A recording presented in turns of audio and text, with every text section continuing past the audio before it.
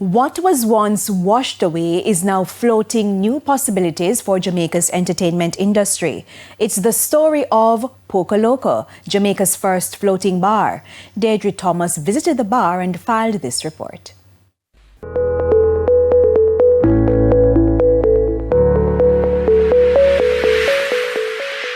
Sand, sun, sea, and now a bar that floats. I came to Jamaica a long time, about 15 years ago, and fell in love with the people. Started doing a lot of charity work when I was here. After that, I met people and met a group of guys, and they wanted to do a venture together, and that's how Poko Loko got formed.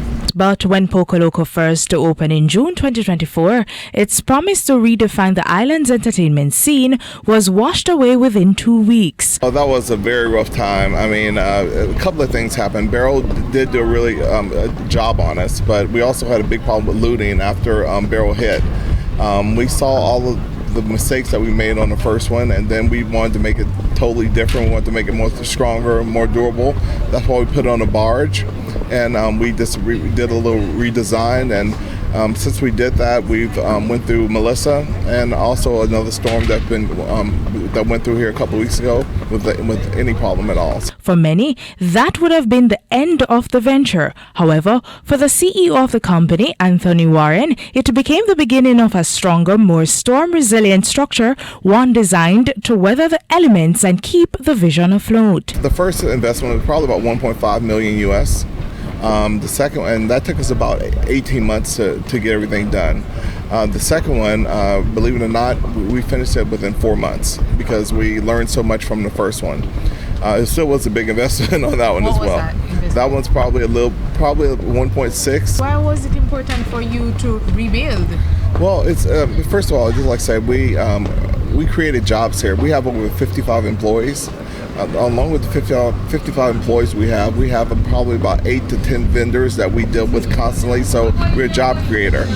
The concept itself, popular in destinations like Miami and Dubai, is still relatively new to Jamaica, adding a different current to the island's entertainment offering. So we have special events as well, so parties, quinceañeras, birthday parties. So people can rent out the space, in other words? Absolutely. You can rent out the top portion or parts of the bottom section as well. So far, he says the interest from the tourism sector has been strong, with the floating bar quickly becoming a point of curiosity for visitors looking for experiences beyond the shoreline. It's going to be very lucrative, I believe. I mean, we have a lot of people coming on board with us, like Carnival, MSC. We have quite a few different cruise lines that we're in the final process of signing some contracts with. You said it's gonna be, so is it that you're not really seeing a huge profit at the moment? Well, we've been open, I guess, about 6 months so far, and in this 6 months, let me tell you, it's moving quickly.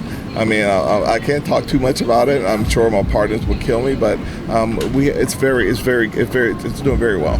So as you say, partners, how many partners do you have? It's a total of 4 of us. So it's 3 from the U.S. and 1 from here in Jamaica. With interest now coming from other countries, Mr. Warren says the floating bar may soon become more than just a local attraction, potentially sailing into other markets. We want to do something in the Montego Bay area, but we've been getting calls from other countries as well. We've been called from Mexico, Bahamas. Quite a few other countries have been calling us and wanting the same project. So something that we're looking at doing in the future. For the Business Review, I'm Deirdre Thomas.